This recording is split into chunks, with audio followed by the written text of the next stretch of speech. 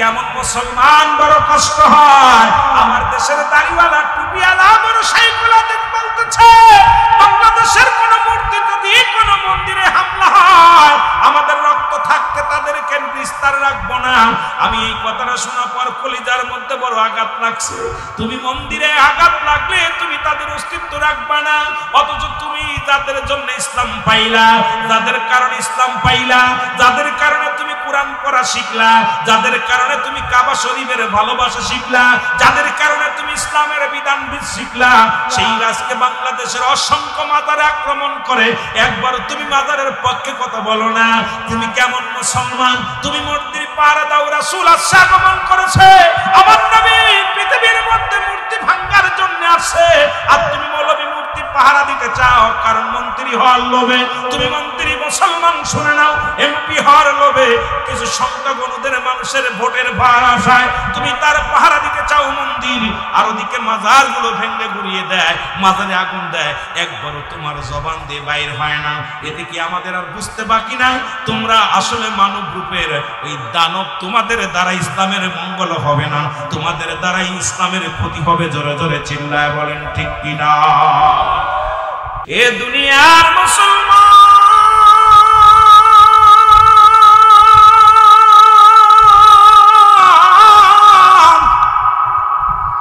নবী লাগবে কবরে, নবী লাগবে মিজানে, নবী লাগবে ফুলসিরাতে, নবী লাগবে ইয়াউমুল কিয়ামতের ময়দানে। নবী বিনে কোনো বান্ধব নাই, নবী বিনে কোনো দরদি নাই, নবী বিনে কোনো উপায় নাই। আমার ভাইরা, আমার বন্ধুরা, আমার কথা আমি শেষ করতে পারি নাই। এখন বুঝতে পারি কেন মানুষ হতে বলেছিল, কেন আজকে মানুষের মতো মানুষ হতে বলেছিল। এখন বুঝতে পারি, আগে বুঝতে পারি নাই যে মানুষ লেখাপড়া করে জ্ঞান অর্জন করিয়া মানুষের ভিতরে আমিত্ব এসে যায়, মানুষের ভিতরের মেয়া কেটে যায়, অহংকার কেটে যায়। কিন্তু মানুষ লেখাপড়া করে ঘুষ সুদ খাওয়া শিখেছে, যে মানুষগুলো লেখাপড়া করে দুর্নীতি ছাড়তে পারে নাই, যে মানুষগুলো ডিগ্রি অর্জন করে, মুসলমান ডিগ্রি অর্জন করার পর যার কাছে মানুষ নিরাপত্তা নেই, যে মানুষটা ডিগ্রি অর্জন করার পর যে মানুষ সুদের মধ্যে ঘুষের মধ্যে, এই মানুষগুলো মানুষ হতে পারে নাই। আর এই মানুষগুলো পৃথিবীর মধ্যে আমি জাহিলা অন্ধকার জামানা, অন্ধকার জামানা, সেই জামানায় ছিল নারী মুসলমান গভীর মনোযোগ, নারী নির্যাতিত, হারামখোর।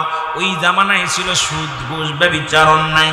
সেই জামানার মধ্যে নূরের নবী রাহমাতুল লিল আলামিন আগমন করিয়া পৃথিবীর মধ্যে যে বাক্কা শহর, মক্কা যদি মদিনা হয়ে গেছে, আমার আগের বক্তা বলে গেছেন যে নবীজির আগমনে ওই বাক্কা শরীফ মক্কা শরীফ হয়ে গেছে, মদিনার মানুষগুলো ধন্য হয়ে গেছে নবীজির আগমনে। জোরে জোরে চিল্লায় বলো আলহামদুলিল্লাহ, জোরে জোরে চিল্লায় বলা যাবে না আল্লাহু আকবার। এ মুসলমান, ইবনে আব্বাস বলেন আবু জেহেল ঘোষণা করলো, একটা কথা আমার মনে পড়ে গেল, আল্লাহর কসম করে বলি, ইবনে আব্বাস বলতেছিলেন যে আবু জেহেল ঘোষণা করে দিল মুহাম্মদ যদি জমিনের মধ্যে মূর্তি ব্যতীত, আমাদের দেবতা ব্যতীত যদি জমিনের মধ্যে খালি জায়গায় সিজদা মারে, মুহাম্মদকে চিরবিদায় করে দেয়া হবে, মুহাম্মদকে চিরবিদায় করে দেয়া হবে। রাসূলুল্লাহর কয়েকটা কথা বলে আমি আলোচনা শুরু করি। মুসলমান দিলের কান্ডা লাগান, শুনে নাও। আমার নবীজি সিজদার মধ্যে পড়ে গেলেন, সিজদার মধ্যে পড়ে আল্লাহর রাব্বুল আলামিনের দরবারে কান্দে। ইবনে আব্বাস বলেন আবু জেহেলের কানে আওয়াজটা শুনতে পাইলেন, আবু জেহেল খোলা তরবারি নিয়ে রওনা হয়ে গেলেন রাসূলুল্লাহকে হত্যা করার জন্য। রাসূলকে যখন আক্রমণ করবে সঙ্গে সঙ্গে একটা আগুনের গোলা আসলেন, আগুনের গোলা দেখিয়া আবু জেহেল ভয় পেয়ে গেলেন। আবু জেহেল আমার নবীকে হত্যা করতে পারলেন না। সিজদা তোলা পর আবু জেহেল দাঁড়ায় আছে, একদম পাথরের মতো মূর্তি হয়ে গেছে। ও মুসলমান শুনে নাও, এবার আবু জেহেলকে জিজ্ঞাসা করে, সবাই লোকজন জিজ্ঞাসা করতে লাগলেন। আবু জেহেল নিরাপত্তা পালন করলেন, কথা বলতে পারে না, মাথা নাড়তে পারে না, শুধু দাঁড়িয়ে আছে, তরবারি হাতের মধ্যে নিয়ে দাঁড়িয়ে আছে। আমার নবীকে জিজ্ঞাসা করা হলো আবু জেহেলের এই কাণ্ড হলো কেমনে? আমার নবী বলে শুনে নাও, শুনে নাও। কসম করেছিল মুহাম্মদকে হত্যা করবে জমিনের মধ্যে সিজদা দিলে। তাই আমি যখন সিজদার মধ্যে ছিলাম, আমার আল্লাহ রাব্বুল আলামিন তার ফেরেশতা দিয়ে একটা আগুনের গোলা এই জমিনের মধ্যে ফাটায় দিয়েছে আবু জেহেলের সামনে। এটা দিয়ে আবু জেহেল ভয় পেয়ে গেছে, বয়সে এই করেছে মুসলমান সে এত ভয় পেয়েছে, ভয়ের কারণে সে ওই রকম পাথরের মূর্তি হয়ে গেছে। মুসলমান শুনে নাও, শুনে নাও, এইরকম কয়েকটা কথা আমি আবার বলে যায়। আবার প্রতিজ্ঞা করলেন আজকে পারলাম না, রাসূলকে যদি সিজদা করতে দেখি, যদি জমিনের মধ্যে কোথাও যদি সিজদা করতে দেখি, নবীকে হত্যা করা হবে। মুসলমান শুনে নাও, আবার সিজদার মধ্যে নবীজি যখন পড়ে গেলেন, আবু জেহেল একখানা পাথর নিয়ে রাসূলুল্লাহকে মারার জন্য অগ্রসর হলেন। ওই পাথরখানা দড়িয়ে আবু জেহেল মূর্তির মতো হয়ে গেলেন। রাসূলুল্লাহ মুসলমান শুনে নাও, শুনে নাও, আর ওই পাথরখানা দূরে দাঁড়ায় রইলেন। জাগতে বলে, হে ভাতিজা মুহাম্মদ, তুমি আমাকে দয়া করো, আমি তোমাকে আর মারতে চাই না, কারণ তুমি যে রাহমাতুল লিল আলামিন আমি প্রমাণ দিয়েছি, আমি মানি তোমার কালেমা পড়ে নিব বাবা, তুমি আমার দয়া করো। নবীজি দোয়া করলেন, সঙ্গে সঙ্গে আবু জেহেল ভালো হয়ে গেল, কিন্তু কপালে তাদের কালেমা আজ ওঠে নাই। আজকে আমার দেশের অসংখ্য মুসলমান আমার নবীর আগমনে যখন জুলুসে আসে, জুলুসে যারা আক্রমণ করে, এই আবু জেহেলের গোষ্ঠীরা শুনে নাও, শুনে নাও, এমন একটা দিন আসবে এই নবীর আশিকদের সামনে দণ্ডায়মান হতে হবে, লাঞ্ছিত হতে হবে। নবীর প্রেমিকদের মর্যাদা আমার আল্লাহ অনেক দিয়েছে, আরো দিবে কিয়ামতের ময়দানে। সুতরাং আমরা নবীকে চাই, নবীকে ভালোবেসে থাকতে চাই, নবীকে ভালোবেসে মরতে চাই, নবীকে ভালোবেসে বাঁচতে চাই, নবীর জন্য জীবন দিতে চাই, নবীর জন্য জীবনকে কুরবানি করতে চাই। জোরে জোরে চিল্লা বলা যাবে না মারহাবা। একটু মহব্বতের সঙ্গে দুরূদ শরীফ পড়েন, আল্লাহুম্মা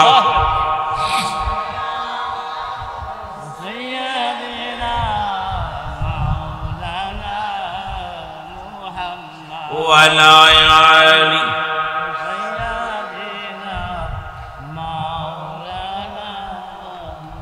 আরো জোরে বলেন, আল্লাহুম্মা সাল্লি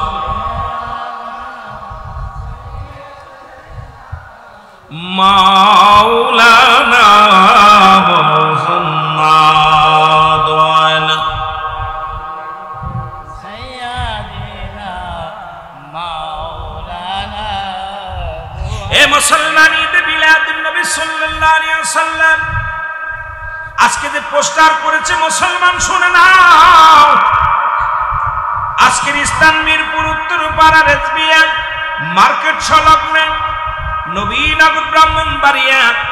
আজকের মাহফিলটার নাম হলো ঈদে মিলাদুন নবী সাল্লাল্লাহু আলাইহি ওয়াসাল্লামের উদযাপন উপলক্ষে সুন্নি ইসলামী সুন্নি মহাসম্মেলন। জোরে জোরে চিল্লায়া বলা যাবে না মারহাবা। মুসলমানদের ঈদ কয়টা? মুসলমানদের ঈদ কয়টা? জোরে বলেন, মুসলমানদের ঈদ কয়টা? অনেক আলোচনা শুনেছেন, তাড়াতাড়ি কথা বলবেন। মুসলমানদের ঈদ কয়টা? মুসলমানদের ঈদ হলো দুইটা। হয় কেমনে দুইটা? যদি হয় এটা আবার কোন হালুয়া? ঈদে মিলাদুন নবী সাল্লাল্লাহু আলাইহি ওয়াসাল্লাম, এটা আবার কোন ঈদ? দুইটা ঈদ যদি হয় আবার ঈদা ঈদ লেখলেন কেন? যদি দুইটা ঈদ লেখা লাগে তাহলে এই আবার কোন হালুয়া, এটা আবার কোন ঈদ লাগাইলেন? মুসলিম মিল্লাতের ঈদ হলো পাঁচটা। জোরে জোরে বলো মারহাবা। আস্তে না জোরে বলবেন। মুসলমানদের ঈদ কয়টা? আর একটু জোরে বলেন, কয়টা? মুসলমানদের ঈদ হলো পাঁচটা।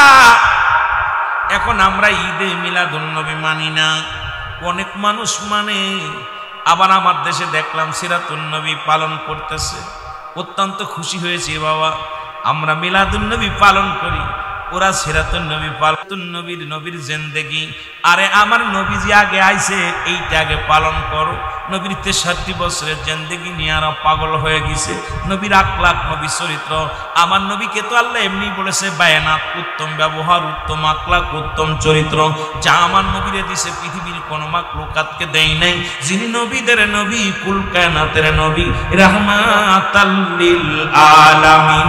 জোরে জোরে চিল্লায়া বলা যাবে না মারহাবা।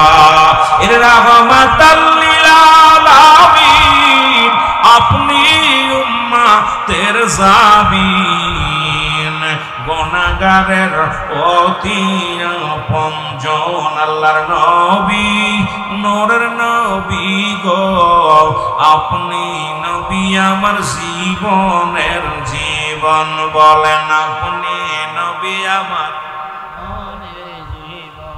আহা আস্তে এইভাবে আওয়াজ করলে ওয়াজ করে মজা লাগে না ওয়াজের শ্রোতার ভিতরে স্পিরিট থাকবে ইমান তাজা থাকবে আমার আগের বক্তব্য করছে রাসূল সুন্নাতে খাতনা অবস্থায় আছে এতিম অবস্থায় আছে আলম ইয়াজিদ ইয়াতিমান ফা এই একাতের ওয়াজ হলো এই মাসটা নবীজি দুনিয়ার মধ্যে আগমন করেছে এতিম অবস্থায় কেমনে আইছে নবীজির সীতা কাটা অবস্থায় নবীজি খাতনাতে সুন্নাত অবস্থায় আমার নবীজি সুরমা লাগায় আছে চোখের মধ্যে আপনারা অনেক সুন্দর আলোচনা শুনতেছিলেন কিন্তু আমলের নিয়তে শোনেন নাই মুখস্থ করার নিয়তে শোনেন নাই এই জন্য আপনাদের ভিতরে ইমানি জজবা নাই মহব্বতে বলেন আল্লাহর নবী মায়ার নবী ও আপনি নবী আমার জীবনের জীবন বলেন আপনি নবী আমার আরো জোরে বলেন আপনি নবী আমার জীবন আপনি আমার জীবন সাথী অন্ধকার কবরের বাতি বলেন আপনি আমার জীবন সাথী অগয় অন্ধকার আপনাই সারা বলেন বাসি কেমনে আল্লাহর নবী মায়ার নবী গো আপনি নবী আমার জীবনের জীবন বলেন আপনি নবী আমার এর রাহমাতাল লিল আলামিন আপনি উম্মতের জাবিন বলেন রাহমাতাল লিল আপনি উম্মতের জাবিন গুনাহগারের অতি বলেন গুনাহগারের অতি আপনজন আল্লাহর নবী মায়ার আপনি নবী আমার আপনি নবী আমার জীবন এ দুনিয়ার মুসলমান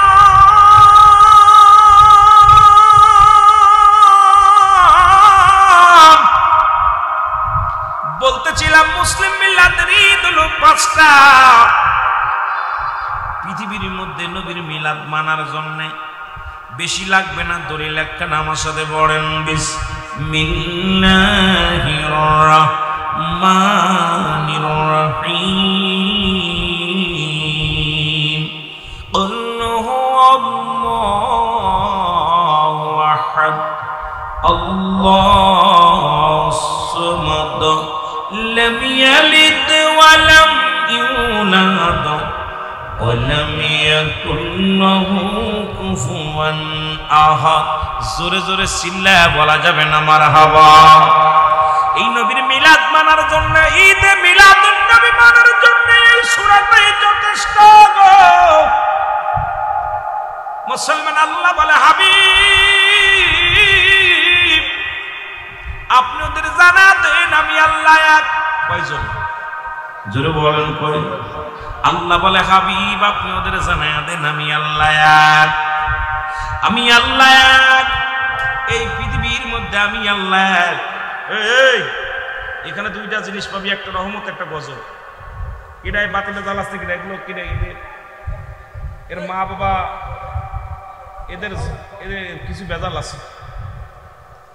আছে এগুলো বেজাল আল্লাহর কসম এখানে দুইটা জিনিস পাবেন একটা রহমত একটা গজব মাহফিলে দুইটা জিনিস পাবেন কেউ রহমত নিয়ে যায় কেউ গজব নিয়ে যায় মাহফিল হইলেই যে রহমত হবে না কিছু মানুষ গজব প্রাপ্ত হবে ক্ষতিগ্রস্ত হবে আল্লাহ বলেন হাবিব আপনি জানিয়ে দেন আমি আল্লাহ এই পৃথিবীর মধ্যে কারো জন্মদিন নেই কারো থেকে জন্ম নেই নাই আসমান জমিনের মধ্যে আমার সমতুল্য আমার সমকক্ষ আর কেউ নাই সুবহানাল্লাহ বলা যাবে সুবহানাল্লাহ আর একটু জোরে বলা যাবে না আস্তে বলবেন না জোরে বলবেন আল্লাহর এই আয়াত দ্বারা এই কুরআনুল কারীমের সূরা দ্বারা প্রমাণ হয় আল্লাহর কোনো জন্মদিন নাই মিলাদ আছে নবীজির মিলাদ আছে কার মিলাদ আছে কার? মিলাদ আছে আপনার, মিলাদ আছে 18,000 মাখলুকাতের, মিলাদ আছে পৃথিবীর যত জাতি জন্মগ্রহণ করেছেন, একমাত্র স্রষ্টার মিলাদ নাই, সৃষ্টির মিলাদ আছে। কারণ আমার নবীর আব্বার নাম আব্দুল্লাহ, আমার নাম আমেনা, দাদার নাম আব্দুল মুত্তালিব, দাদির নাম ফাতিমা, নানার নাম মুহাজ্জরি, নানির নাম বাররা। এই কুরাইশ বংশ 570 খ্রিস্টাব্দে দুনিয়ার মধ্যে নবী আগমন করেছেন। সুতরাং আমার নবীর মিলাদ অস্বীকার দ্বারা করবে, এরা মুসলমান হতে পারে নাই, এরা দানব হতে পারে নাই। আমি মনে করি মানব দানবের মধ্যেও যদি পড়তো, নবীর মিলাদ অস্বীকার করার মতো ক্ষমতা তাদের নাই। জোরে জোরে চিল্লায় বলেন ঠিক কিনা? জন্ম নাই কার? আল্লাহর। জন্ম নাই কার? আল্লাহ। কথা বলেন না কেন? ঠিক। সুতরাং আমার নবীর মিলাদ মানতেই হবে রে মুসলমান। এখন ঈদে মিলাদুন নবী সাল্লাল্লাহু আলাইহি ওয়াসাল্লাম, মুসলিম মিল্লাতের ঈদ হলো 5টা। কয়টা? জোরে বলেন কয়টা? 5টা। এক নাম্বার ঈদের নাম হলো ঈদ মিলাদুন নবী সাল্লাল্লাহু আলাইহি ওয়াসাল্লাম। 2 নাম্বার ঈদের নাম হলো মুসলমান শুনে নেন, ও মুসলমান শুনে নাও, ঈদুল ফিতর। 3 নাম্বার ঈদের নাম হলো ঈদুল আযহা। 4 নাম্বার ঈদের নাম হলো ইয়ামুল জুম্মা। 5 নাম্বার ঈদের নাম হলো আরাফাতের ময়দান। এই মুসলিম মিলাদের 5টা ঈদ, আমাদের 5টা ঈদ। গোটা মুসলিমের 1 নাম্বার ঈদ হলো ঈদে মিলাদুন নবী। এই জন্য তো মুসলমান জাতি বেশি খুশি হয়, সুন্নিরা বেশি খুশি হয়, কারণ নবীজি এসেছে, নবীর আগমনে অত্যন্ত আনন্দিত হয়েছি। এই মাহফিল পাইয়া মাহফিল কমিটির মানুষগুলো খুশি হয়েছে। এই মাহফিলকে যারা ভালোবাসে তাদের জন্য একটা ঈদ, আজকে কবরে যারা শুয়ে আছে তাদের জন্য ঈদ, আর মুনাফিকদের যাদের এই মাইকের আওয়াজে যাদের ঘুম হয় না তাদের জন্য এটা গজব। সুতরাং নবীর মিলাদ, নবী ঈদে মিলাদুন নবী আমাদের জন্য সবচেয়ে বড় ঈদ। ঈদের ঈদ রাহমাতাল লিল আলামিনের আগমনটাই হলো আমাদের জন্য সর্বশ্রেষ্ঠ ঈদ। জোরে বলেন মারহাবা। ঈদ এতদিন পরে জানছেন এই 2টা ঈদ পালন করে কারা? আমার দেশে অনেক ভাইয়েরা আছে যারা এই 2টা ঈদকে বেশি প্রাধান্য দেয়। ঈদুল ফিতর পাওয়া যায় যাকাত ফিতরের কিছু টাকা, এই জন্য এটার প্রতি গুরুত্ব দেওয়া হয়। আমিও ওই সমস্ত মাদ্রাসায় লেখাপড়া করেছি। এক সময় কত বাস্তা গাড়ে করে টানছিল মুসলমান, তখন বুঝতে পারি ওই ঈদটা আসলে কত আনন্দ লাগে। শিক্ষকের মধ্যে আনন্দ লাগে, কমিটির সভাপতির আনন্দ লাগে, সেক্রেটারির আনন্দ লাগে, কারণ জাকাত ফিতরার টাকাগুলো আনিয়া ভাগ করে খাওয়া যায়। এই জন্য ঈদুল ফিতরটা আমাদের জন্য জায়েজ হয়। আর একটা ঈদুল আযহা যেটাই পাওয়া যায় চামড়া, গরুর চামড়া, বেশি চামড়া, ছাগলের চামড়া, এই 2টা ঈদে আমাদের জন্য একটা বোনাস হয়। এই জন্য এই 2টা ঈদ আমাদের জন্য জায়েজ। আর ঈদে মিলাদুন নবী উদযাপন করলে পকেটের টাকা খরচ করে মানুষকে মেহমানদারি করতে হয়। কত আনন্দ হয় মানুষকে মেহমানদারি করি। এই জন্য ওই সমস্ত আলেমদের কাছে ঈদুল ফিতর আর ঈদুল আযহা 2টা ঈদ। ঈদে মিলাদুন নবী তাদের কাছে কোনো মিলাদুন নবী, এটা কোনো ঈদই তারা মনে করে না। আবার ওই সমস্ত আলেম মসজিদের মেম্বারে বইয়া ডাকতে কয়, আজকে মুসলমানদের হজের সমতুল্য দিন। আজকে যখন মেম্বারে বইয়া হজের সমতুল্য দিন বলে, ও মুসলমান শুনে নাও, এইটা তখন বলে কোন ঈদ? এইটা বই আমি তোমাদের কাছে জানতে চাই, মুসলমানদের গরিবের হজের সমতুল্যর দিন বলো। কোন হজ তুমি পালন করলা? বাংলাদেশের মসজিদে বইয়া তুমি হজের ফতোয়া দিয়া দিলা, আর নবীজির আগমনটা শুনিয়া তোমার মনে বড় কষ্ট হয়। তুমি কেমন মুসলমান আমার বুঝি আসে না। জোরে জোরে চিল্লায় বলো ঠিক কিনা? আর জোরে জোরে চিল্লায় বলা যাবে না ঠিক কিনা? আশ্চর্যজনক ব্যাপার। ওই আরাফ, ওই যে ওরা ঈদের সমতুল্য ওই দিনও মানত না। প্রতি জুম্মায় যদিও মিলাদ না পড়ে কিছু হাদিয়া পায়, 50 টাকা 100 টাকা পকেটে দিয়ে দেয়। ওরা কিছু না কয়ে বয়া বয়া দোয়া করে, আল্লাহর আব্বারে জান্নাত দাও, মারে জান্নাত দাও। একটা দোয়ার অনুষ্ঠান আছে, আল্লাহুম্মা আমিন। ঠিক কিনা? ওইটা না জায়েজ করতো যদি মাল না পেত। এই মাল পাইতো প্রতিটা মসজিদের মুসল্লি ইমাম সাহেব প্রতি জুম্মায় যদিও নবীরে সালাম না জানায়, যদিও দুরূদ না পড়ে, গোপনে নিয়া সভাপতির কাছে দেয় 200 টাকা নিয়ে আমার আব্বার মিলাদ দোয়া করে, হুজুরি মিলাদ না হইরা আল্লাহ আমাকে আব্বা নাকি মারা গেছে, আল্লাহ আমিন। কথা বুঝুন, পাম্প করতে দেওয়া লাগে। আয় হায়, ব্যবসা বন্ধ করো, আমার নবীকে আগে চেনো, নবীর মিলাদ আগে চেনো। নবীর মিলাদ চেনো না তুমি, কিসের আলেম, কিসের মৌলবী, কিসের ফতোয়া দিবে? নাচিল আকাশ, নাচিল বাতাস, নাচিল কোন তৃপ্তিময়,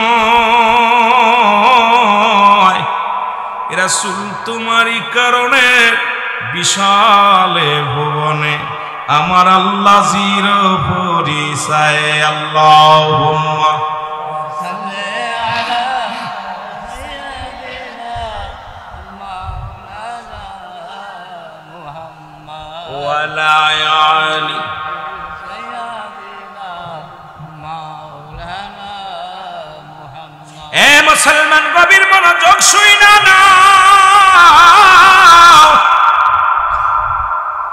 মা মেনা কি কয়, আমার আগের বক্তা যেখানে রাখছে আলোচনা সেখানে একটু ঘুরে যায়।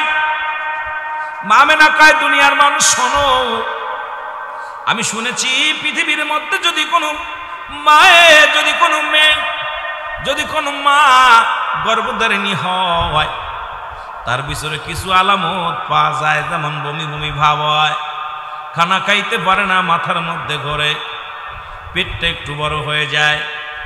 আল্লাহর কসম করে বলি, আমার নবী, নূরের নবী, রাহমাতুল লিল আলামিন, একটু আগে আমার ভাই বলেছে আলোচনা করতে যাইয়া, নবীর মা যেটা খেয়েছে নবী সেটা খান নাই। কারণ নবীজির মায়ের নাভির সঙ্গে সন্তানের নাভিটা উৎপাদন কালেকশন করা থাকে। এখানে আলোচনা করতে গেলে অনেক লম্বা আলোচনা এসে যায়, যেহেতু আমি ওদিকে সময় পাবো না। যেটুকু আলোচনা করছে তার পাশে যদি আলোচনা করি আপনাদের মজা হবে শুনতে। মুসলমান শুই না নেন, আপনাদের বুঝতে ভালো হবে। মামেনা বলে, আল্লাহর কসম করে বলি, আমার পেটটা বড় হয় নাই, কোনোদিন আমার মাথা গুললে হয় নাই, কোনোদিন আমার বমি বমি হয় নাই। এমনকি নূরে মুহাম্মদ যখন আমার গর্ভে আগমন করলেন, আমি প্রথম রাত্রেই স্বপ্নে দেখেছিলাম কে যেন বলে, আসসালামু আলাইকুম মামেনা, আমেনা রে তুমি ধন্য, তুমি ধন্য, তুমি পুণ্য, কারণ তোমার গর্ভে আখেরি নবী রাহমাতুল লিল আলামিন আগমন করেছে। জোরে জোরে চিল্লায়া বলা যাবে না মারহাবা? আর একটু জোরে জোরে চিল্লায়া বলেন মারহাবা। নূর নবী প্রেমের ছবি, নূরা নবী প্রেমের ছবি, আশিকগণের জান, মায়া মিনার কোলে আসিল পূর্ণিমার চাঁদ। বলেন মায়া মিনার কোলে। এ দুনিয়ার মুসলমান শুনে নাও, মা মেনা কয়, ও দুনিয়ার মানুষ শোনো, আমি যখন কোথায় জমজম কূপের পানি আনার জন্য যাইতাম, আল্লাহু আকবার, আমার নবী গর্ভের মধ্যে, নবীর কষ্ট হবে হামু দিতে গেলে, আমি গর্ভের মধ্যে থাকতে কষ্ট হবে। আমি দেখেছি জমজম কূপের পানিগুলো কানায় কানায় ভরপুর হয়ে যায়।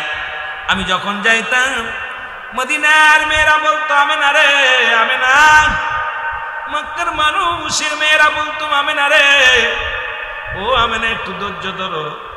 আর তুমি যখন কূপের পাশে আসো, কূপের পানিগুলো কানায় কানায় ভরপুর হয়ে যায়।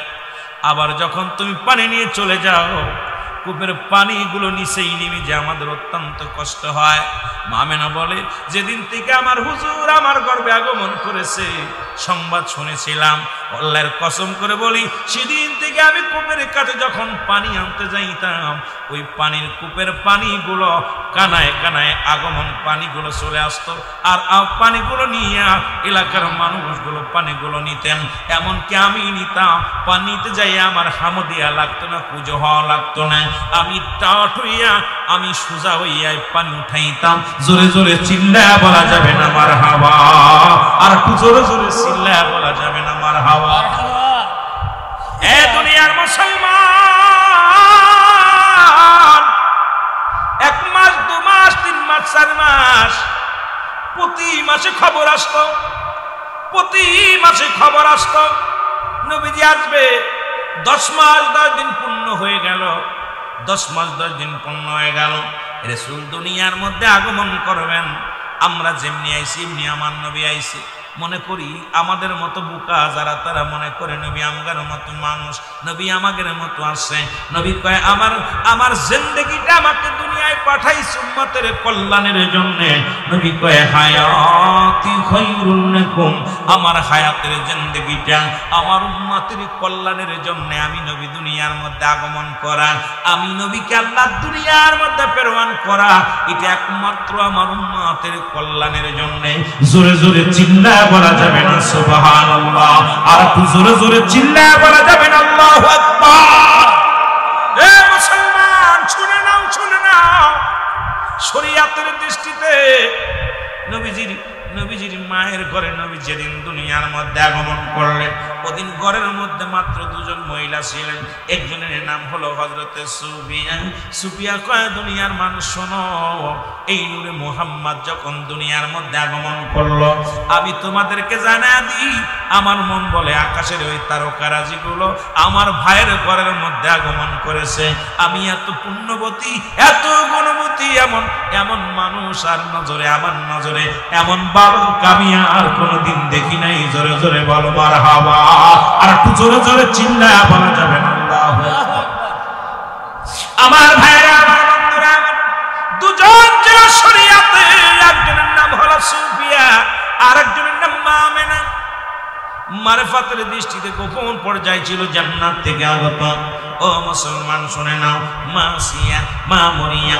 মুসলমান শুনে নাও মা, ও মুসলমান মা হাওয়া। কারণ যে সমস্ত মায়ের আফসোস করেছিল, আল্লাহ আখিরি নবী আমার মধ্যে দাও, আখিরি নবীর দেখব। কারণ প্রাণটা জুড়িয়া যদি আসলে না মা সুফিয়া, আমি 4টা সালামের উত্তর শুনেছি, সালাম শুনেছি। প্রথম সালাম শুনেছি আসসালামু আলাইকুম। ওয়ালাইকুম আসসালাম। কে গো তুমি? ডাক দে কয় ওয়ালাইকুম আসসালাম। আমি হইলাম শুনে নাও মা, আমি ও মা আমেনা, তুমি ধন্য, তুমি পূর্ণ। আমি হইলাম আদি মা হাওয়া। তুমি ধন্য, তুমি পূর্ণ, তুমি ভাগ্যবান, তুমি ভাগ্যবতী মহিলা। পৃথিবীর মধ্যে তোমার গর্ভ থেকে কিছুক্ষণ পরে রহমতের নবী রাহমাতুল লিল আলামিন আগমন করবে। আবার আমি সালাম পাইলাম, ওয়ালাইকুম আসসালাম। উত্তর শুনতে পাইলাম, তুমি কে? আমি মা সিয়া। ও মা আমেনা রে, আমেনা, তুমি ধন্য, তুমি পূর্ণ।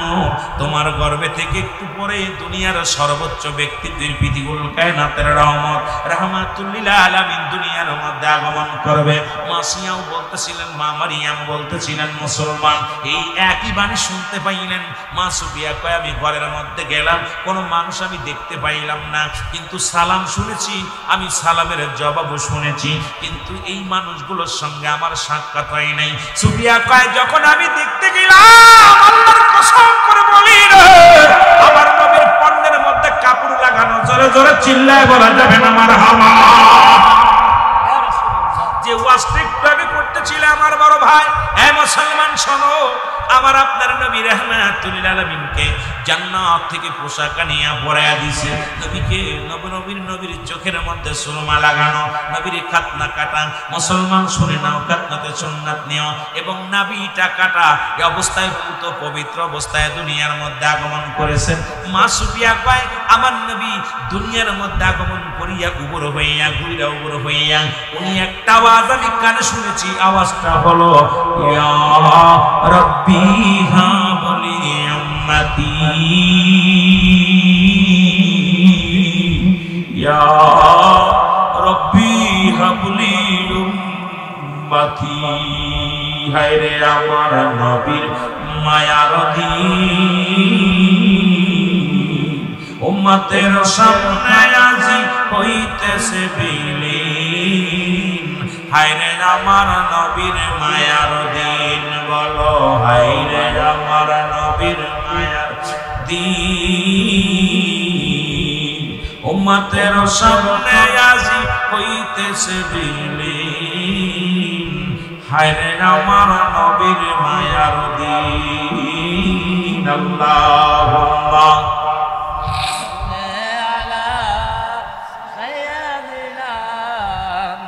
मोहब्बत भाई سيدنا এ দুনিয়ার মুসলমান,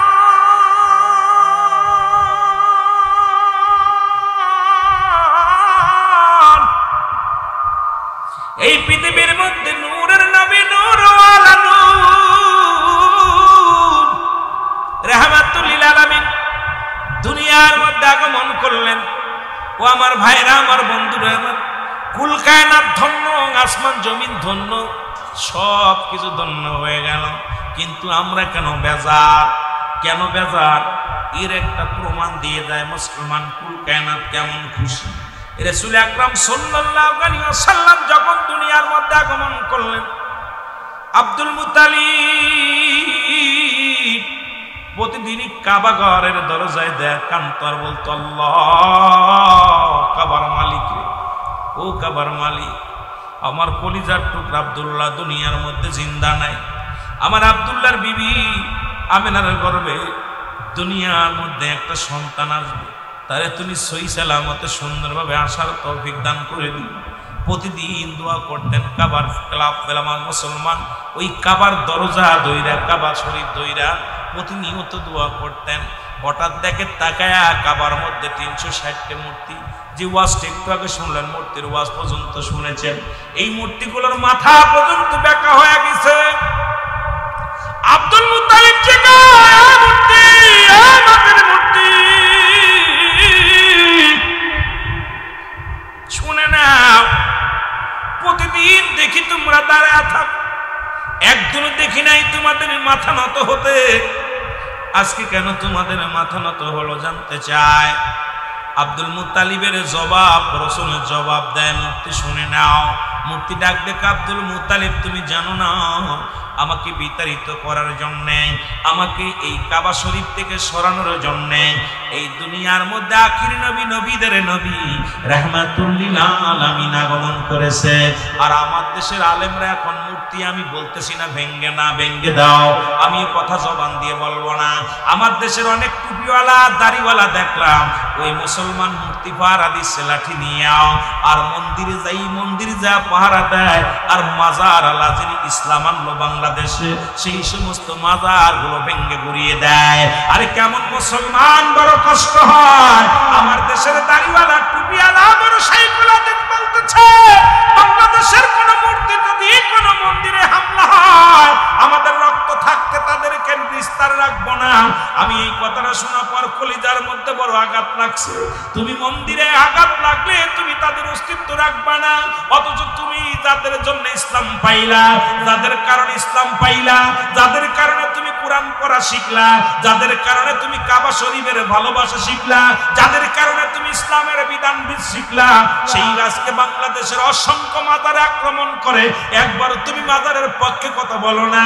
তুমি কেমন মুসলমান? তুমি মূর্তির পাহারা দাও। রাসূল আগমন করেছে, আমার নবী পৃথিবীর মধ্যে মূর্তি ভাঙার জন্য আসে, আর তুমি মৌলবী মূর্তি পাহারা দিতে চাও, কারণ মন্ত্রী হওয়ার লোভে।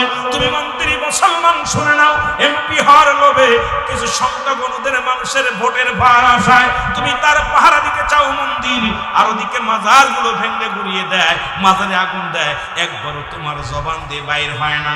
এতে কি আমাদের আর বুঝতে বাকি নাই তোমরা আসলে মানব রূপের ওই দানব? তোমাদের দ্বারা ইসলামের মঙ্গল হবে না, তোমাদের দ্বারাই ইসলামের ক্ষতি হবে। জোরে জোরে চিল্লায় বলেন ঠিক কিনা? রাসূলের আগমনে মূর্তি বলতেছে আমাদের ভেঙ্গে গুড়িয়ে দিবে, সরানোর জন্য রাহমাতুল লিল আলামিন আসছে। আর আমার দেশে এক সাইকুল হাদিস গতকালকে দেখলাম ওয়াজের ময়দানে বলতেছে, বাংলাদেশের কোন মন্দিরে যদি কোনো ব্যক্তি হাত দেয়, তার হাত ভেঙ্গে গুড়িয়ে দেওয়া হবে, তার হাত রাখা হবে না, তাকে দুনিয়া থেকে বিদায় করে দেওয়া হবে। আমরা আমাদের জীবনের বিনিময় হলে আমরা মন্দির পাহারা দিব, অথচ সে কিন্তু বাংলাদেশের ওলি আল্লাহদের ইসলামের খাতিরে ইসলাম পেয়েছে। আল্লাহ যাদের কথা কুরআনুল কারীমের মধ্যে সূরা ইউনূসের মধ্যে 11 নম্বর পারা 60 নম্বর আয়াত আল্লাহ নিজে বলে, আলা সাবধান, ইন্না নিশ্চয় আল্লাহর তরফ থেকে যারা ওলি হয়, লা নাইখাউন শব্দের অর্থ ভয়, ওরা যদি অবস্থান করে হুমদের উপরে হাজারন, তাদের কোনো চিন্তা নাই, ভাবনা নাই, নামাজের আগে আলা নাই, হজের আগে আলা নাই। আল্লাহর ওলি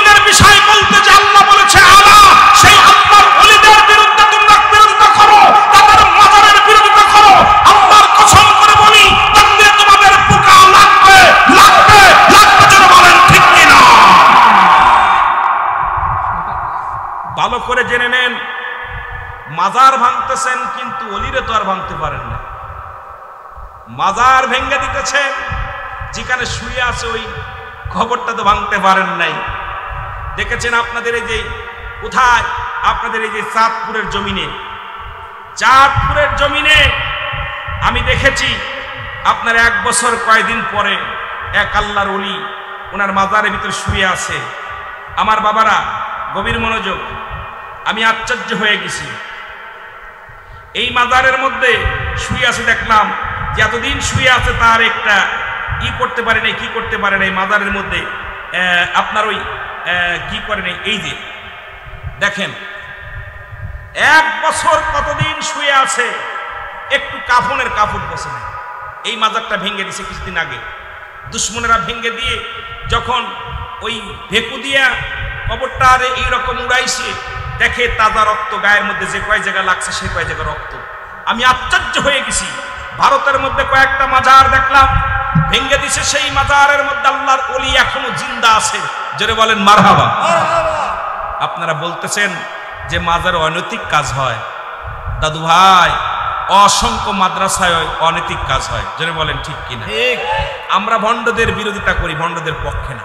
যে মাজারে অনৈতিক কাজ হয় আমরা আপনাদের সঙ্গে যাব, অবশ্যই সংশোধনের জন্য বলবো। প্রয়োজন হলে আমরা আপনাদের সঙ্গে আমাদেরকে নিয়ে যান, আমরা সেটা ভেঙে দিব। কিন্তু আপনি ওই রশি ধরতে যাইয়া কারেন্টের তার ধরে ফেলতেছেন। এমন পাগলগুলো শুয়ে আছে যাদের দেহ মুবারক মনে নাই। ওই আনাল হকের মতো মনসুর হাল্লাস যখন আল্লাহর প্রেমে এমন পাগল হয়ে গেছিল, শরিয়াতের মৌলবীরা বুঝতে পারে নাই, শরিয়াতের আলেমরা বুঝতে পারে নাই। উনি বলতেছিল আনাল হক, আনাল হক, আমি আল্লাহ, আমি আল্লাহ। ফতুয়া শুরু হয়ে গেল, ফতুয়া দেওয়া হলো যে মনসুর হাল্লাস ওনার ঈমান নষ্ট হয়ে গেছে, উনি আল্লাহ বলে দাবি করেছেন। তখন ওই দেশের যিনি প্রেসিডেন্ট, উনির নাম মনসুর ছিল, উনি বলল কি বিচার করা যায়? আপনারা যেটা বলবেন ওটা বিচার হবে। শরিয়াতের আলেমরা বলল যেহেতু ও শিরক করেছে, শিরকি গুনাহ মাফ হবে না, ওকে শিরচ্ছেদ করতে হবে, শিরচ্ছেদ করতে হবে। বলে ঠিক আছে আপনারা রায় দেন, আমি রায় দিতে পারবো না। রাজা রায় দেয়নি, রায় দেশে আমাদের দেশের মতো এরা আলেম, আমাদের ওই সমস্ত মৌলবীরা যারা মন্দির পাহারা দেওয়ার জন্য পাগল হয়ে গেছে।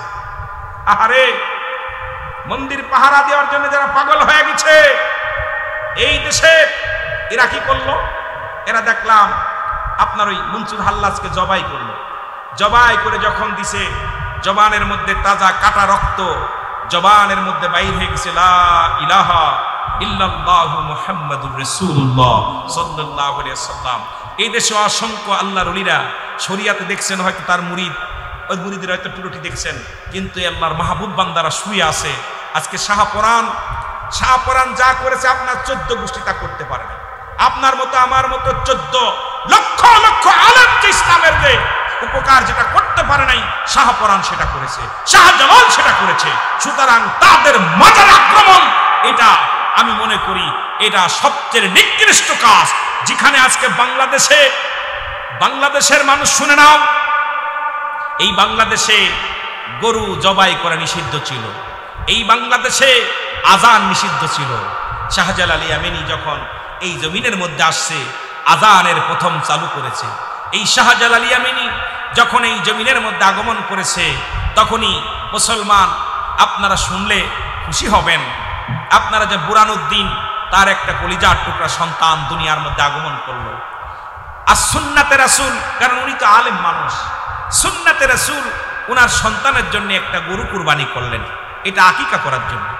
আকিকা করে হিন্দুদের ভয়ে, ওই গরু গোবিন্দর ভয়ে, এ মৌলবী রাহুল, ইতিহাস ভুলে যাস না, ইতিহাস ভুলে যাস না। আজকে কার উসিলায় মিষ্টি খাও, কার উসিলায় এত লাফালাফি করো? সেই নবী চিনলে না, ওলি চিনলে না। শাহজালাল কি করলেন? গরু গোবিন্দর ভয়ে বুরহানুদ্দিন এই গরুর চামড়া, হাড্ডি গুড্ডি সব মাটি খুঁড়ে লুকিয়ে রাখলেন, রক্তগুলো, বাকিগুলো মানুষকে খাওয়াই দিলেন। দেওয়ার পর এই কুকুরে যে কুকুর দেখছেন, কুকুর কাক, এইটা খুইসা এইটা হাড্ডি গুড্ডি বাইর করছে, একটা শিং নিয়ে শিং জমিনের মধ্যে উড়াই ফেলেছে, বা কান। এইটা খবর আস্তে আস্তে কানে চলে গেল কার? আপনার গরু গোবিন্দর কানে চলে গেল।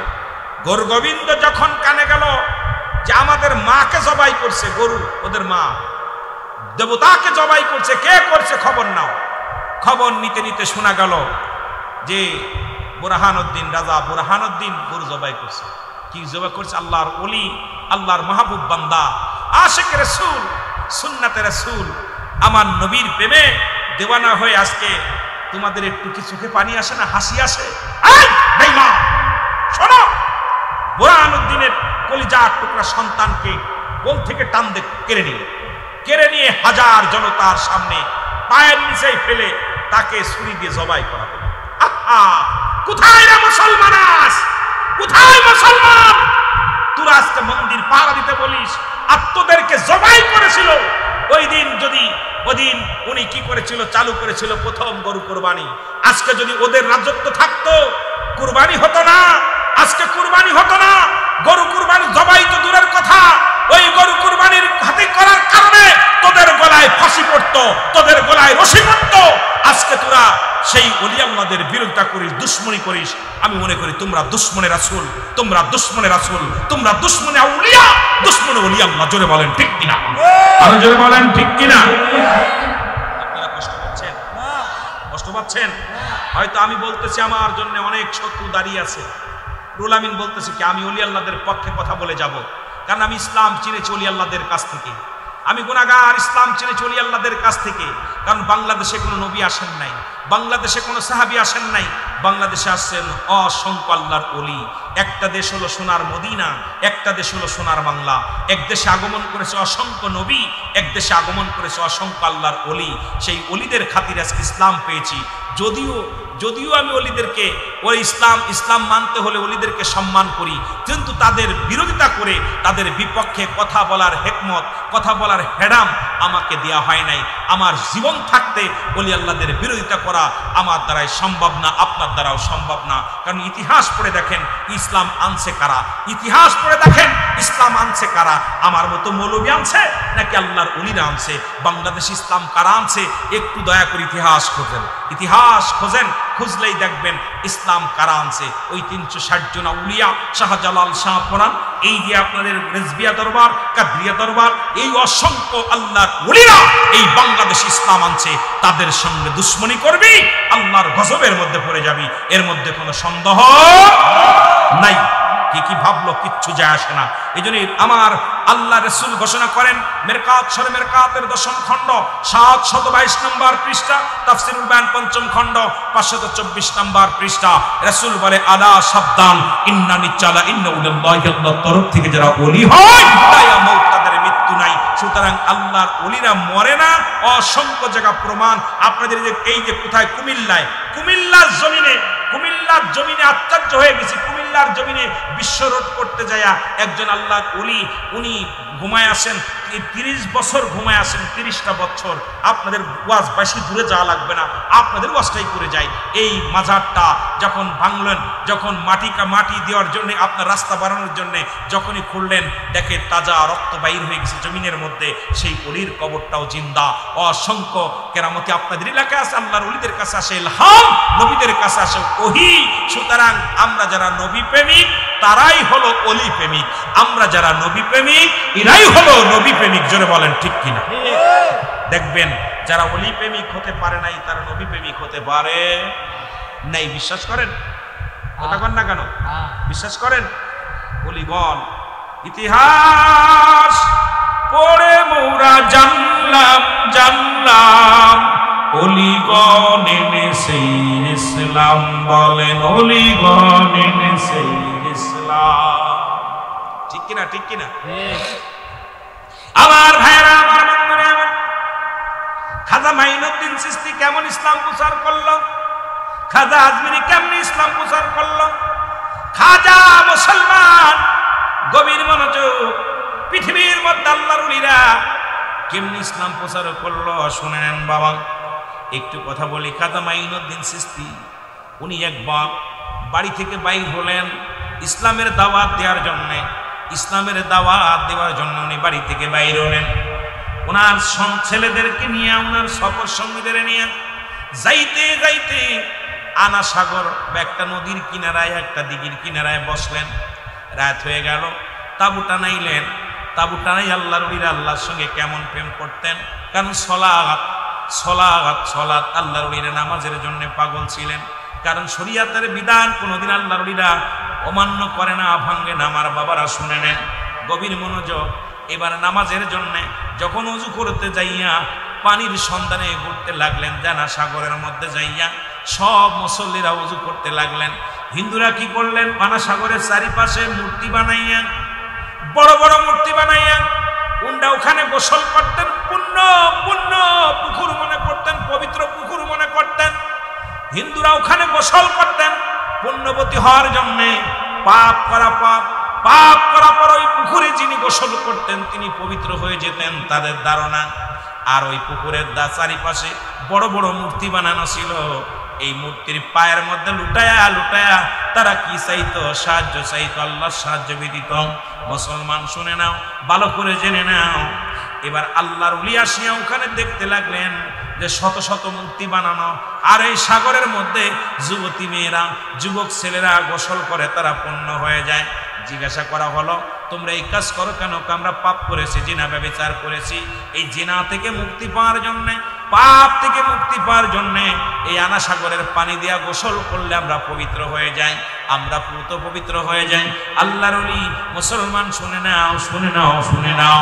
উনি কি করলেন? মুসলমান বাবারা আমার শোনো, ওখানে উনি বিশ্রাম নেওয়ার জন্য বসলেন। বিশ্রাম নেওয়ার জন্য বসলেন, লোকজন সবার তত্ত্ব হয়ে গেলেন যে আমাদের পানিতে, আমরা যে পানি ব্যবহার করি এই পানিটা পুত পবিত্র পানি। এই পানির মধ্যে ফকির মানুষ হাত লাগাইছে, ওযু করছে, পানিটা নষ্ট হয়ে গেছে। এনাকে যে কোনো মূল্যে এখান থেকে বিতাড়িত করা লাগবে, এখান থেকে বিতাড়িত করে দেশ ছাড়া করা লাগবে। আল্লাহর ওলি উনি বসে আছেন, বসে রয়েছেন, চোখের পানি ছেড়ে কান্দে আল্লাহর দরবারে, আল্লাহ আল্লাহ, আমি এসেছি ইসলামের দাওয়াত দিতে, এই শত শত হিন্দুদের মধ্যে যেন কালেমার দাওয়াত দিতে পারি, ইসলামের দাওয়াত দিতে পারি। আমি ধৈর্য সহকারে যেন ইমানি পরীক্ষায় যেন পাশ করতে পারি, সেই তৌফিক আমারে দান করো। জোরে জোরে চিল্লায় বলো যাবেন আল্লাহু আকবার। আমার ভাইরা, আমার বন্ধুরা, আমার পিতৃরাজের ঘোড়া, পিতৃরাজের হাত বুটগুলো, পিতৃরাজ ওই চড়াইতো, জমিনের মধ্যে উঠ চড়াইতো। আর এই উটগুলো প্রতিদিন রাত্রে আসিয়া ওই জমিনের মধ্যে আনা সাগরের পাশে সব উটগুলো বিশ্রাম নিতেন। পিতৃরাজের রাখালেরা উট নিয়ে যখন আসলেন, এসে দেখে হুজুররা, অনেকগুলো হুজুর বসে আছে, কেউ সিজদায় পড়ে কান্দে, কেউ তসবিহ লইয়া কান্দে, কেউ যায় নামাজে বসে বসে আল্লাহর দরবারে কান্দে, সিজদায় পড়ে কান্দে। পিতৃরাজের রাখালেরা চিন্তা করে, আবার কোন দেবতা এখানে আছে? আমরা তো দেবতাগুলো নিয়ে আনা সাগরের মধ্যে, আনা সাগরের পাশে যে মন্দিরগুলো তার মধ্যে রেখে দিই, তার মধ্যে নিয়ে পূজা করি। এখন এইগুলো ফকিরগুলো কোথায় আবার দেবতা পাইলো, কারে আবার পূজা করে? কোনো দেবতা তো দেখা যায় না, শুধু শুধু সিজদায় পড়ে আছে, কান্দে, চোখের পানি সারিয়া। যা বলে, তোমরা কারা? কয়, আমরা শুনে নাও, খাজা মাইনুদ্দিন চিশতির লোকেরা শুনে নাও, আমরা এসেছি কোথায়? আমরা এসেছি ইসলামের দাওয়াত দেওয়ার জন্য। এক আল্লাহ দিনের দাওয়াত, আল্লাহ ছাড়া কোনো মাবুদ নাই, আর তাকে পাওয়ার একমাত্র মাধ্যম ঠিকানা হলো নবী মুহাম্মদুর রাসূলুল্লাহ সাল্লাল্লাহু আলাইহি ওয়াসাল্লাম। জোরে জোরে চিল্লায় বলেন মারহাবা। আল্লাহ বলেন, লা ইলাহা নাই কোন ইলাহ ইল্লাল্লাহু, আল্লাহ ছাড়া মুহাম্মদুর রাসূলুল্লাহ সাল্লাল্লাহু আলাইহি ওয়াসাল্লাম একমাত্র আল্লাহর প্রেরিত বান্দা, প্রেরিত রাসূল রাহমাতুল লিল আলামিন। সেই দাওয়াত আমি নিয়ে আসি, আমি খাজা মাইনুদ্দিন আসি, আপনাদের কাছে দাওয়াত নিয়ে আসি। মুসলমান শুনে নাও, পিতৃরাজ মুসলমান শুনে নাও। ওই পিতৃরাজের রাখালেরা বললেন, এখানে তোমরা হুজুর মানুষ, দাড়িওয়ালা টুপিওয়ালারা বসেছো, এখান থেকে ওঠো, এখান থেকে উঠে যাও, কারণ এখানে আমাদের উটগুলো বিশ্রাম নিবে, আমাদের ঘোড়াগুলো বিশ্রাম নিবে, এখানে তোমাদের থাকা যাবে না। খাজা মাইনুদ্দিন বললেন, বাবারা, যেহেতু আমরা তাবু বানাইছি, আমরা রাত্রি থেকে সকালে চলে যাব, তোমরা একটু পাশের জমিতে নিয়ে যাও, পাশের জমিতে নিয়ে রাখো। আমরা তোমাদের অনুরোধ করি, আমাদেরকে এই রাতের অন্ধকার উঠায়া দিও না, আমাদের তাবুগুলো গাড়তে কষ্ট হবে, আমরা মুসাফির মানুষ, দূর থেকে আসি, আমাদেরকে তোমরা কষ্ট দিও না, পাশের জমিতে তোমরা রাখো। মুসলমান পিতৃরাজের লোকেরা বললেন, না না, এখানে তোমরা থাকবে না, আমাদের পক্ষে আমাদের উটগুলো থাকবে। চলে গেলেন পিতৃরাজের কাছে রাখালেরা। রাখালেরা যখন চলে গেলেন, রাখালেরা যায় বললেন, হুজুর সর্বনাশ। কোথা থেকে কয় ফকির লোক, কয়জন দাড়িওয়ালা টুপিওয়ালারা আনা সাগরের পাশে বসিয়া এই বড় বড় যায় নামাজ বিছায়া তারা সিজদায় পড়ে আছে। আমরা তো আপনারা সিজদা করি, আমরা তো দেবতারে সিজদা করি, আমরা ভগবান বানায়া সিজদা করি।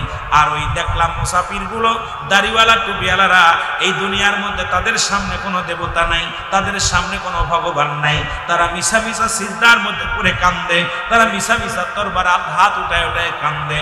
তারা আমাদের জায়গার মধ্যে উটগুলো রাখছে, এর একটা বিহিত করা লাগবে। পিতৃরাজ হুকুম দিলেন, ওখানে আমার উটগুলো থাকবো, উঠা দাও। খাজা মাইনুদ্দিনের কাছে আসলেন, এসে বলে, আমি এখনই বলতেছি 10 মিনিটের মধ্যে জায়গা ক্লিয়ার করো। রাজার হুকুম, আমাদের উস্তাদের হুকুম, এখানে আমাদের উটগুলো থাকবে, আমাদের ঘোড়াগুলো থাকবে, তোমরা এখান থেকে উঠে যাও। পিতৃরাজ বললেন, ঠিক আছে, দাঁড়াও, আমাকে একটু সুযোগ দাও, 2 রাকাত নামাজ পড়তে দাও। পিতৃরাজ কি করলেন? 2 রাকাত নামাজ পড়লেন। আল্লাহু আকবার বলো। উনি 2 রাকাত নামাজ পড়ে আল্লাহর দরবারে অশ্রু উঠায় ডাকতে বলে, আল্লাহ, শরীয়তের কিবলা হলো কাবা, দুজানের কিবলা রাহমাতুল লিল আলামিন, মুনাজাতের কিবলা আরশে আজিম, আরশ মওলার মালিক। এ মালিক, আমি তোমার গোলাম, এই দুনিয়ার মধ্যে আমার পাঠাইলে ইসলামের দাওয়াত দেওয়ার জন্য, আমাদের বিতাড়িত করিয়া এখানে উট রাখার জন্য, উট রাখার জন্য তারা কি করতে পায়, তারা করে এই উটগুলো যেন জনমের মতো বসে যায়, উটগুলো যেন না পড়তে পারে। এই বলে ওখান থেকে সরে গেলেন। মুসলমান শুনে নাও, রাত জেগে জেগে আল্লাহর ওলিরা কি করলেন? ইবাদত বন্দেগী করতে লাগলেন। আনা সাগরে এক পাশে বসিয়া বসিয়া কান্দে আল্লাহর দরবারে। সকাল হয়ে গেল, রাখালেরা উটগুলো উঠানোর জন্য এত চেষ্টা করতে লাগলেন, সবাই চেষ্টা করতে লাগলেন, উটগুলোরে উঠানোর জন্য অনেক অনেক চেষ্টা করলেন। একটা উট উঠাইতে পারলেন না, একটা ঘোড়া উঠাইতে পারলেন না। সমস্ত রাখালগুলো চলে গেলেন পিতৃরাজের কাছে, যা বললেন, হুজুর সর্বনাশ, একটা উটও তো ওঠে না, একটা ঘোড়াও তো উঠাতে পারি না, সবগুলো জমিনের সঙ্গে এঁটে গেছে। বলে, কি বলতে চাও? আমাদের উটগুলো কেউ অসুস্থ? কয় না। ঘোড়াগুলো কেউ অসুস্থ? বলে না। তাহলে উঠবে না কেন? চলে আসলেন রাজা পিতৃরাজ, নিজেই চলে আসলেন। পিতৃরাজ এসে দেখে, মুসলমান শোনো, শত শত উটগুলো ওই আনা সাগরের পাশে, মুসলমান আনা সাগরের নদীর কিনারায় বসে বসে সব উটগুলো বিশ্রামের মধ্যে আছে, একটা উঠতে পারে না। উনি অত আঘাত করতে লাগলেন, ওঠে না, একটা ঘোড়া ওঠে না। দৌড়ে চলে গেলেন।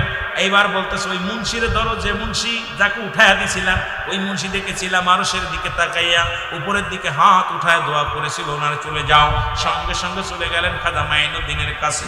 খাজা মাইনুদ্দিনের কাছে যা বলেন, এ মাইনুদ্দিন, এ মুসলমান শুনে নাও, তুমি একটু দোয়া করো। মুসলমান শুনে নাও, ভালো করে শুনে নাও, একটু দোয়া করো, কারণ আমাদের উটগুলো উঠতে পারে না।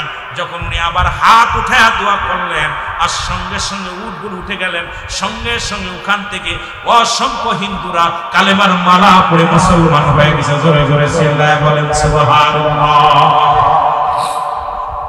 আল্লাহর ওলিরা বোমা দিয়ে ইসলাম প্রচার করে নাই, আল্লাহর ওলিরা অস্ত্র দিয়ে ইসলাম প্রচার করে নাই, আল্লাহর ওলিরা ক্ষেপণাস্ত্র দিয়ে ইসলাম প্রচার করে নাই, আল্লাহর ওলিরা পিস্তল ধরে ইসলাম প্রচার করে নাই, আল্লাহর ওলিরা তরবারি ধরে ইসলাম প্রচার করে নাই। আল্লাহর ওলিদের শক্তি ছিল 2টা, একটা হলো আমার আল্লাহ, একটা হলো রাহমাতাল লিল আলামিন। এই 2টা শক্তি নিয়ে, ইমানি শক্তি নিয়ে দুনিয়ার মধ্যে চলতো। এই জন্য অসংখ্য মানুষ আল্লাহর ওলিদের কদমে বীর জমায়, ওই পাগলের দরবারে যা বীর জমায়, এটা তোমাদের সহ্য হয় না। বাংলাদেশে অনেক বিশ্ববিদ্যালয় পড়ে অনেক সন্ত্রাস হয়েছে, আর অনেক সন্ত্রাস আল্লাহর ওলিদের কাছে যায় আল্লাহ ওয়ালা হয়েছে। জোরে বলেন ঠিক কিনা? বিশ্বাস হয় না? অসংখ্য গাঁজাখোর, অসংখ্য মদখোর, নারীখোর, এরা আল্লাহর ওলির দপ্তরে যা তারা ঈমান আনছে, জিকির করা শিখছে, আল্লাহ বলা শিখছে। আর অসংখ্য সন্ত্রাস, তারা বড় বড় ডিগ্রি নিয়ে তারা সন্ত্রাসী হয়েছে। সুতরাং এই বলে মুসলমান পীর কোনো মাকসুদ নাই, মাকসুদ হলো স্বয়ং আল্লাহ। আল্লাহকে পাওয়ার জন্য আমরা যাই আল্লাহর ওলিদের কাছে। এখানে মদ গাঁজা চলে না, সন্ত্রাসী চলে না। যদি মুসলমান সামাজিক অসামাজিক কোনো কাজ হয়, এটার জন্য আমরাও প্রতিবাদ করি, আমরাও তাদের বিরোধিতা করি। তাই বলে এই নয় যে মাজার ভেঙে দিতে হবে, মাজার গুড়িয়ে দিতে হবে। ওই মাজারকে ঠিক রেখে ওখান থেকে পাপকে চিরতরে বিদায় করে দিতে হবে। পাপীকে নয়, পাপকে বিদায় করতে হবে। অসামাজিক কাজ যদি হয় সেটা বিদায় করতে হবে। তাই বলে মাজার তো অপরাধ করে নাই, মাজারালা অপরাধ করে নাই। এর জন্য মাজার ভেঙে দুনিয়ার মধ্যে ফিতনা সৃষ্টি করেন না, এই দুনিয়ার মধ্যে দুশ্মনী করেন না, ইসলামের মধ্যে কলুষিত করেন না। ইসলামের আবিধানিক শাব্দিক অর্থ একটা নয়, দুটি নয়, 82টা। আল্লাহ বলে ইয়া আইয়ুহাল্লাযীনা আমানু, ঈমানদার বিশ্বাসীরা শুনে নাও। আল্লাহ বলতে ইয়া আইয়ুহান্নাস, ও মানুষ সম্প্রদায়। আল্লাহ মানুষে ডাকে নাই, আল্লাহ ডাকছে ঈমানদারদেরকে। আদখুলু ফিস-সিলমি কাফা, আল্লাহ বলে ঈমানদাররা বিশ্বাসীরা শোনো, তোমরা পরিপূর্ণ দাখিল হও ইসলামের মধ্যে। ইসলামের আবিধানিক শাব্দিক অর্থ ৮০ থেকে ৮২টা। ইসলাম মানে আত্মসমর্পণ, ইসলাম মানে নিজে না খন্ন রেখা আনো, ইসলাম মানে নিজে না ঘুমান্নরে ঘুম পাড়ানো, ইসলাম মানে একত্ববাদ, ইসলাম মানে শান্তি, ইসলাম মানে নারী সতীত্ব পাহারা দাও, ইসলাম মানে নিজে দুঃখে দিকে অন্যের সুখে রাখো। এই ইসলামের আবিধানিক অর্থ ওই আলেমরা বলেন আগে এই আবিধানিক শাব্দিক অর্থটা বলেন। এক ইসলামের আবিধানিক শব্দই হবে ৮০টা। এই ৮০টার কয়টা তোমার মধ্যে আছে? তুমি পরের বউ নিয়ে চলে যাও, তুমি মুসলমান, সুদ খাও, তুমি ঘুষ খাও, পরনিন্দা করো, দুনিয়ার মধ্যে কত অন্যায় করো। আর তুমি যদি বলো ইসলাম, ইসলাম বলো, ইসলামের আবিধানিক শব্দ পড়ো, আবিধানিক পারিভাষিক অর্থটা একবার মিলায়া দেখো। ইসলামের মধ্যে প্রবেশ করবে ইমানদারেরা। আর ইমানদার সন্ত্রাসী করতে পারে না, ইমানদার হট্টগোল করতে পারে না, ইমানদার জ্বালাও পোড়াও করতে পারে না, ইমানদার মুসলমান বোমাবাজি করতে পারে না, ইমানদার মুসলমান সাদাবাজি করতে পারে না, ইমানদার মাজার ভাঙতে পারে না, ইমানদার কোন অলিরে কষ্ট দিতে পারে না, ইমানদার কোন রক্ত নিয়ে খেলা করতে পারে না, ইমানদার দুনিয়ার মধ্যে কোন নারীর ইজ্জত নষ্ট করতে পারে না, ইমানদার পৃথিবীর মধ্যে কোন মাপবারে কষ্ট দিতে পারে না। ইমানদার মুসলমান ওই শান্তিপ্রিয় মানুষ যারা, এরাই আসবে ইসলামের মধ্যে। এখন ইসলামের শাব্দিক অর্থটা আগে পড়ো, আগে জানো, তারপরে ইসলাম কবুল করো। জোরে জোরে বলেন ঠিক কিনা? এই ইসলামের আবিধানিক পারিভাষিক অর্থ কয়টা? ৮০ থেকে ৮২টা অর্থ আছে। ঢোকবে কারা? ইমানদারেরা। আল্লাহ বলতে ইয়া আইয়ুহান্নাস, আল্লাহ মানুষে ডাক দেন, ডাক দিয়েছে ইমানদারদেরকে। ইয়া আইয়ুহাল্লাযীনা আমানু, ইমানদাররা, বিশ্বাসীরা। আর সেই ইমানদার যদি বেঈমানদারি কাজ করে তাহলে চলে না। সমাজ বাঁচাতে হবে, জাতিকে বাঁচাতে হবে। আল্লাহ আমাদের সবাইরে তৌফিক দান করুক, সকল বলুন আমিন। আমরা নবীজিকে একটু সালাম জানাই। নবী সালাম।